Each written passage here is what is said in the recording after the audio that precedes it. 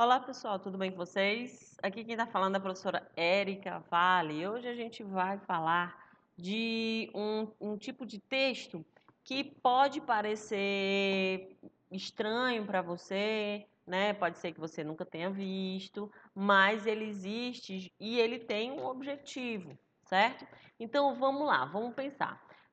A nossa linguagem, ela é composta por variantes que permitem a gente se expressar da forma como a gente deseja, né? Por exemplo, a gente tem a oralidade, que é essa que a gente utiliza normalmente no dia a dia para nos comunicarmos com as outras pessoas, né? A oralidade, ela vem da voz, da fala. Então, esse jeito de comunicação, esse modo de comunicação, ele permite que a gente elabore frases, elabore palavras, né? Expressões e tudo que não são bem aceitas na norma gramatical, né? De acordo com a gramática, quando a gente vai passar um discurso, quando a gente vai passar uma conversa da oralidade para o papel, para a formalidade, você tem outro jeito de escrever, porque você precisa obedecer as normas gramaticais, certo? Então, a gente já falou sobre artigo de opinião. O artigo de opinião, ele é um artigo também que permite que a gente se expresse da forma como a gente deseja, claro que de acordo com as normas gramaticais, obedecendo todas as normas gramaticais, a norma culta da linguagem, né? E você se coloca dentro desse texto. Então, é a sua opinião que está ali. Agora, existe, pessoal, outro tipo de artigo, né? Que é o artigo de divulgação científica. Érica, eu já ouvi falar alguma coisa sobre em algum momento da minha vida. Gente, o artigo de divulgação científica é justamente o tipo de texto que é produzido por profissionais, né? Que desenvolvem todo tipo de pesquisa que é vital para a sociedade. Por exemplo, as pessoas, biólogos que estudam sobre as novas espécies de plantas, né? Os astronautas que fazem estudos nas plataformas lá no espaço, né? A gente tem também pessoas que estudam a linguagem, a língua portuguesa, a estrutura da língua. A gente tem pessoas que estudam sobre veterinária, né? Os veterinários, certo?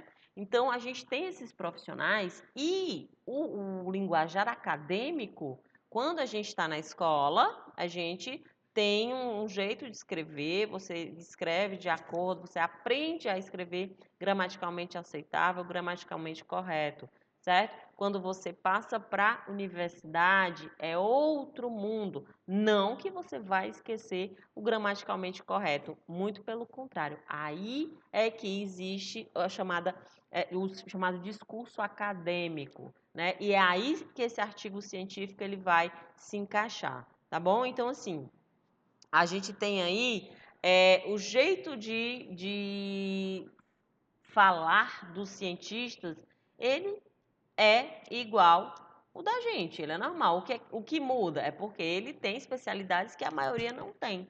E como é que ele descobre, ele faz as descobertas dele lá nas pesquisas, e como é que ele passa para a gente? Como é que a gente sabe, por exemplo, que a vacina ela é necessária para as crianças, que todas as crianças, principalmente as recém-nascidas, precisam tomar alguns tipos de vacina? Porque devido a uma pesquisa muito demorada de muitos cientistas, né, eles passaram muito tempo lá nos laboratórios mexendo com fórmulas e mais fórmulas para chegar às vacinas e fazer testes no ser humano para saber que se pode evitar doenças se você tomar determinadas vacinas durante a sua vida, certo? Beleza, Érica, mas você tem você diz que na faculdade, na universidade, você possui um linguajar diferente. Sim, é o linguajar acadêmico, mas eles precisam passar isso para as pessoas, para que a população em geral, né, que entenda a importância desse estudo. Então, os artigos científicos, eles existem, artigos de divulgação científica, eles existem justamente para que as pessoas que não sabem, né, não entendem de termos técnicos que cada especialidade tem, elas saibam da importância daquela pesquisa, tá? Então, a gente vai ler agora um trechinho aqui do Surfando nas Ondas Gravitacionais, da Vitória Florio. Previstas pela teoria da relatividade geral, TRG, de Einstein, as ondas gravitacionais começaram o ano de 2016 chacoalhando a física. No dia 11 de fevereiro, David Ritchie, representante do Observatório de Ondas Gravitacionais por Interferômetro de Laser, nos Estados Unidos, confirmou a detecção direta dessas ondas. A comprovação deve inaugurar uma área de pesquisa na física com uma perspectiva inteiramente nova: a astronomia de ondas gravitacionais. A astronomia estuda objetos nos confins do universo e a partir de informações que ficam registradas na luz emitida por eles. Tradicionalmente, esses estudos são feitos por meio de observações do universo através de ondas eletromagnéticas, microondas, rádio, luz visível, infravermelha, raio-x, radiação gama e raios cósmicos, partículas carregadas e neutrinos. As ondas gravitacionais também carregam informação sobre sua origem e sobre a natureza da própria gravidade, dados que antes da detecção não poderiam ser obtidos de nenhuma outra maneira. Abre aspas. Seu uso abre, portanto, um novo canal para estudo do universo e oferece acesso a fenômenos que seriam difíceis de observar com meios tradicionais.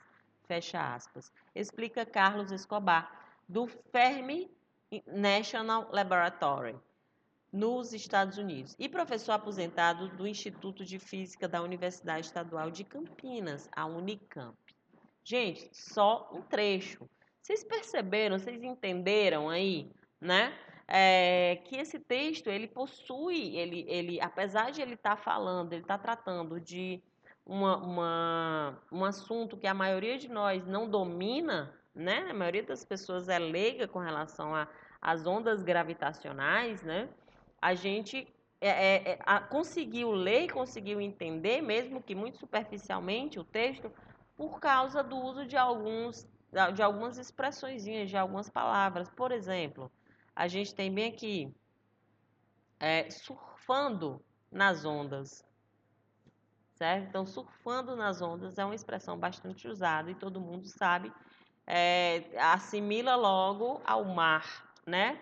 A gente tem outra aqui, quando ele fala confins do universo, quer dizer que está muito, muito, muito além, muito fora da nossa alçada, da nossa visão, das nossas possibilidades, certo? Então, a gente tem essas palavrinhas que elas podem ser colocadas dentro do artigo de divulgação científica para que o leitor ele entenda melhor do que aquele texto está falando, né? Do que aquele texto está trazendo, que informações que aquele texto está trazendo. Então, o artigo de divulgação científica ele tem como objetivo tornar acessíveis a um público geral conhecimentos produzidos no âmbito da ciência profissional, né? Apesar de ele tratar de um tema específico, um artigo de divulgação científica pode fazer remissão a questões mais gerais da ciência, de modo a situar o leitor e a evocar conhecimentos tratados na formação escolar. Um artigo de divulgação científica também pode conter material gráfico, como figuras, esquemas, né, para facilitar o entendimento do leitor sobre o conteúdo que está sendo tratado, certo? Então, é muito comum também, nesse tipo de artigo, além dos dados, né, estatísticos, que apareçam os depoimentos de pesquisadores respeitados, né, de determinadas áreas do saber. Ok, pessoal? Perfeito? Então, fiquem bem, a gente se vê já já. Tchau, tchau.